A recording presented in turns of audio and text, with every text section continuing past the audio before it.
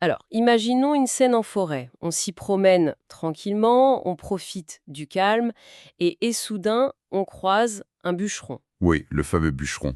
Voilà. L'homme est en nage, le souffle court, il a les muscles complètement tétanisés. En fait, ça fait bien 5 bonnes heures qu'il s'acharne sur un arbre avec sa scie. Et la survole de partout, le bruit est assourdissant. C'est ça. Sauf que l'arbre, il tient bon, rien à faire. Donc on s'approche de lui, un peu perplexe, et on lui suggère gentiment de faire une petite pause, genre juste quelques minutes, histoire d'affûter la lame de sa scie qui a l'air complètement, mais alors complètement émoussée. Et là, la réponse fuse, presque agressive. Ouais, il nous regarde et il lâche. Je n'ai pas le temps de m'arrêter, je suis bien trop occupé à scier. C'est une image tellement absurde quand on la visualise. On sourit, mais au fond, c'est exactement ce que la plupart des gens font au quotidien. Mais oui, on est les premiers à faire ça. On rit de ce gars, mais on remplace allègrement une vraie nuit de sommeil par 3 tasses de café. Ou alors on enchaîne des micro-tâches administratives toute la journée pour se donner une espèce d'illusion d'avancée. Alors qu'en vrai, on devrait juste prendre du recul pour repenser notre stratégie. Et c'est vraiment l'ancrage parfait pour ce qu'on explore aujourd'hui. Absolument. Parce que dans tout ce qu'on a vu précédemment, on a parlé de construire son indépendance, de gérer ses relations, de l'efficacité interpersonnelle. Mais la question qui reste en suspens, c'est comment on maintient tout ça sans finir complètement brûlé, quoi. Sans faire un burn-out total. C'est ça. Le paradoxe de notre culture de la performance, c'est qu'on confond souvent le mouvement avec le progrès. C'est très juste. On s'agite, donc on a l'impression d'être productif. Et notre cerveau adore ça. Cocher des cases sur une to-do list, ça libère de la dopamine. C'est la récompense immédiate.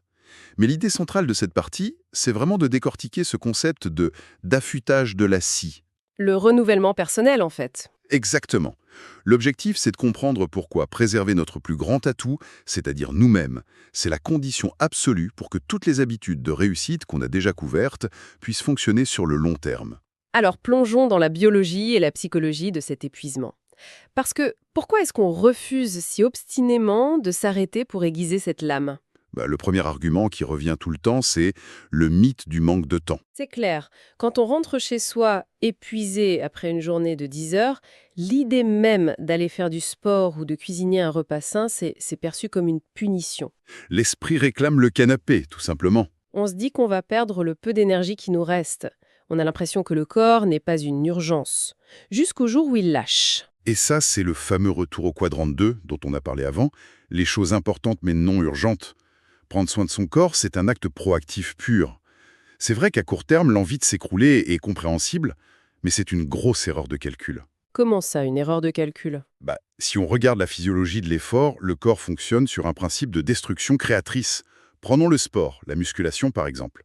Quand on soulève un poids qui nous met en difficulté, on crée de micro-déchirures dans les fibres musculaires. Donc techniquement, sur le moment même de l'effort, on s'affaiblit, le muscle se casse. C'est exactement ça. C'est littéralement au moment où l'effort paraît le plus insupportable que la fibre cède. Ah ouais, vu comme ça, on comprend pourquoi le cerveau résiste. Oui, mais c'est là qu'intervient la magie de l'adaptation du corps humain. Pendant les 48 heures de repos qui suivent cette séance, le corps ne va pas juste réparer la fibre à l'identique. Il va surcompenser. Il la rend plus fort. Voilà, il la rend plus dense, plus résistante pour anticiper un futur stress similaire. Et ce principe s'applique à toute notre énergie globale. En soumettant le cœur et les poumons à un effort mesuré, on augmente en fait la densité de nos mitochondries. Les petites centrales électriques de nos cellules, si je me souviens bien de mes cours de bio. C'est ça. Et donc, notre niveau d'énergie de base augmente considérablement. Il suffit d'1 heure par jour pour faire une différence monumentale. Je vois. Si on file un peu la métaphore, c'est comme un investissement financier à intérêt composé. Au début, on immobilise du capital, on donne du temps, de la sueur, on subit un inconfort, et on a cette sensation de s'appauvrir énergétiquement. Oui, l'effort immédiat est coûteux. Mais très vite, les dividendes tombent. On a plus de clarté mentale, on résiste mieux à la fatigue, l'humeur s'améliore.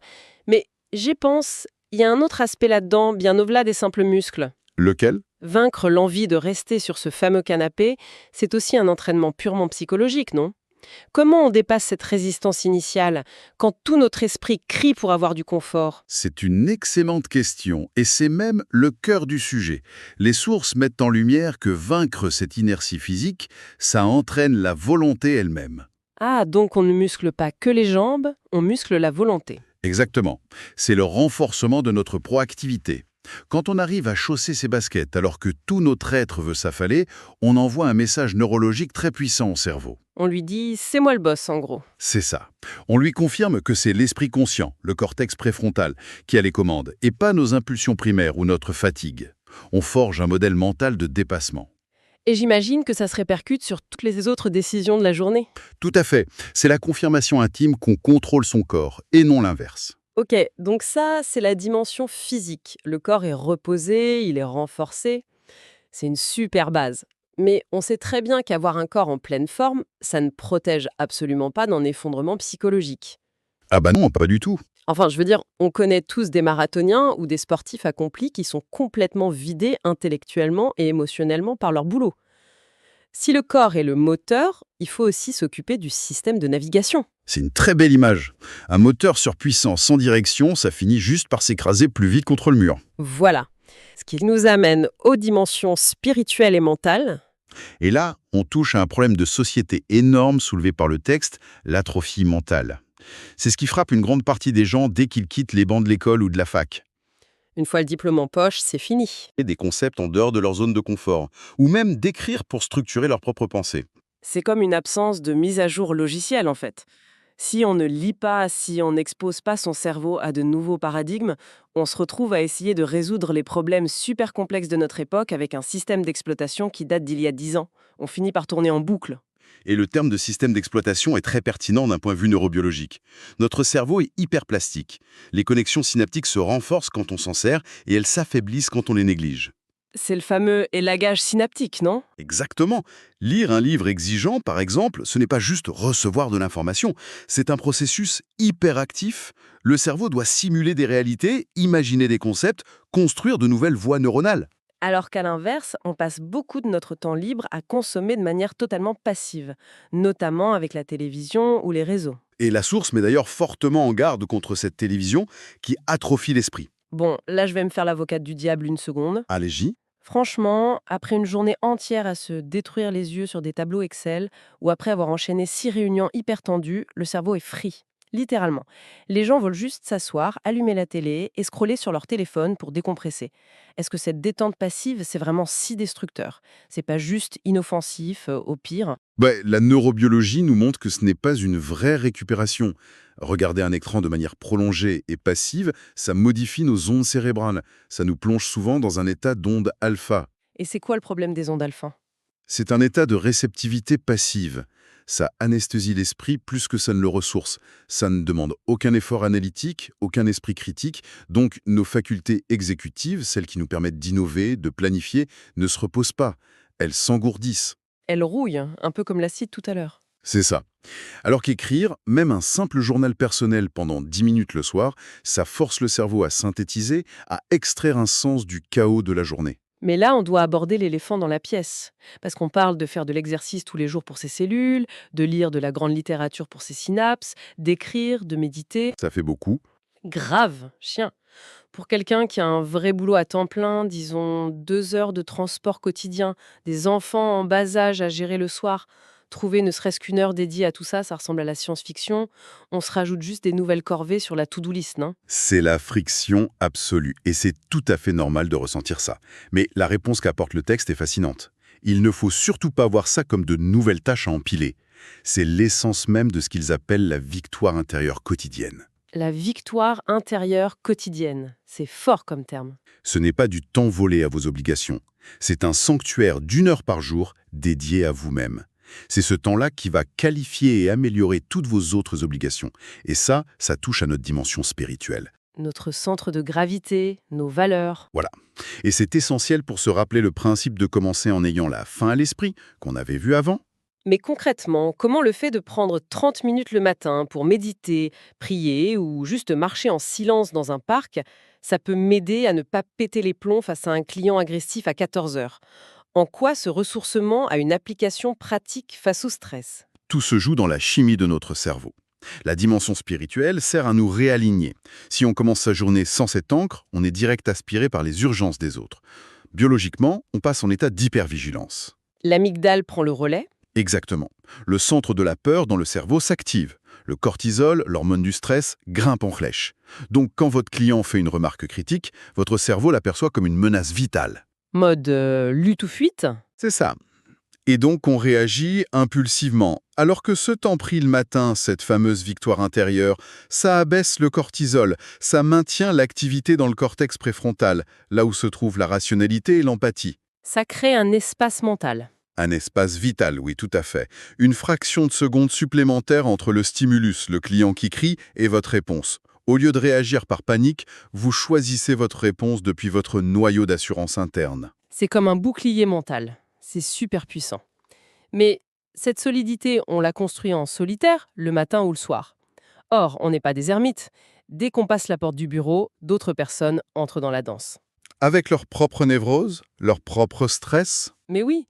Donc, est-ce que tout ce beau système de zénitude individuelle ne vole pas en éclats dès qu'on est au contact des autres? Eh bien, c'est pour ça qu'il y a la 4e dimension, la dimension socio-émotionnelle.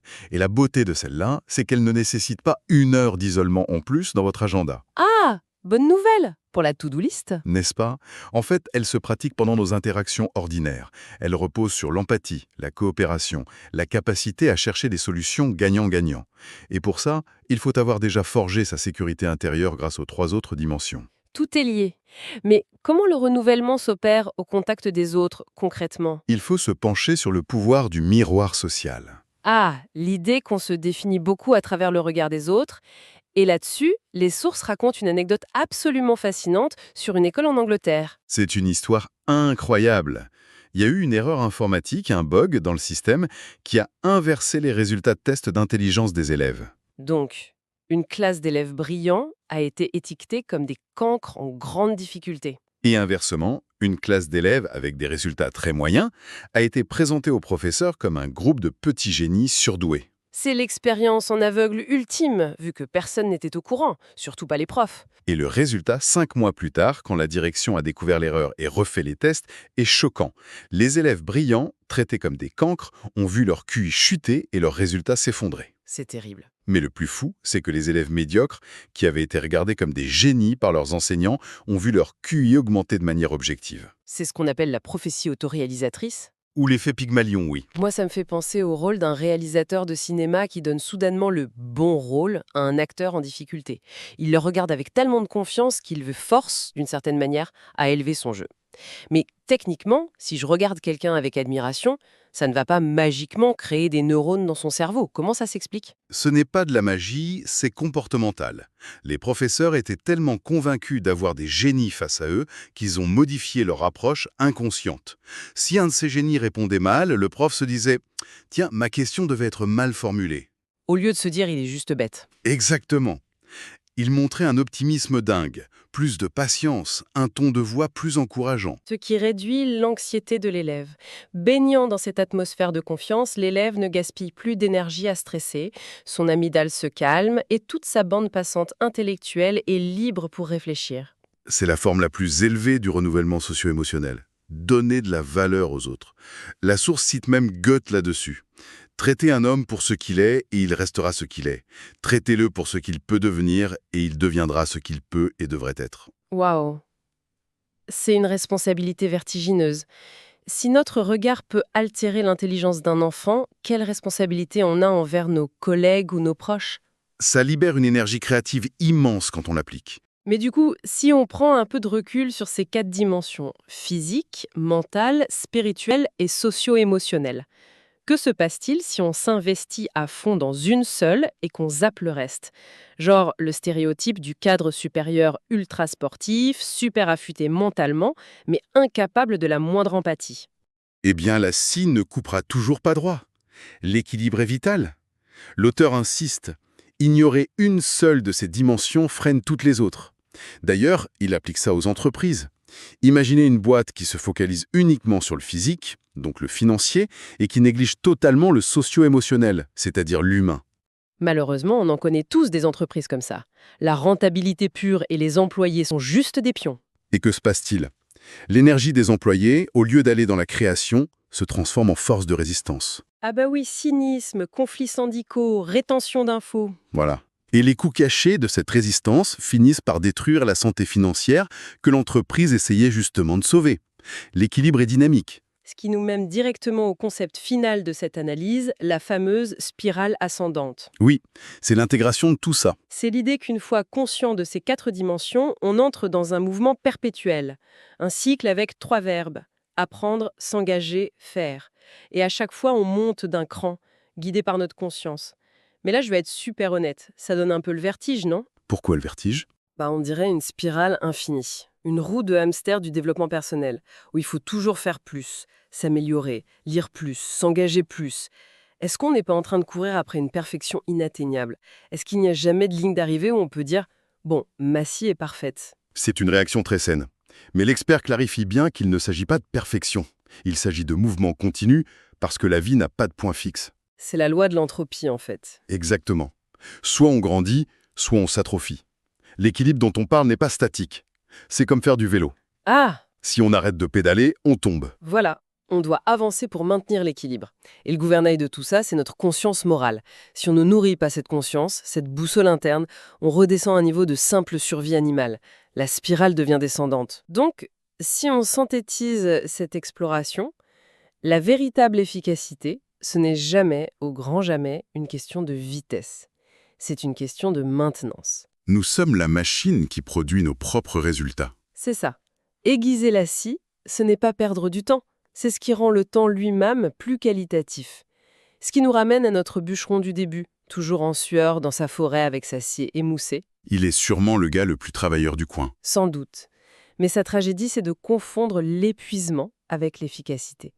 Et ça laisse une réflexion assez provocatrice pour la suite. Laquelle? Eh bien, si on considère qu'on est nous-mêmes le capital le plus précieux de notre propre existence, est-ce que nos actions quotidiennes ressemblent à des investissements sur le long terme qui font fructifier ce capital, ou est-ce qu'on est simplement en train de le liquider à crédit, jour après jour, jusqu'à l'épuisement total? Ça, c'est une pensée qu'il faut vraiment laisser infuser. Et c'est là que tout commence vraiment à prendre sens. Et pour celles et ceux qui veulent aller plus loin, le livre est disponible gratuitement via le lien en description.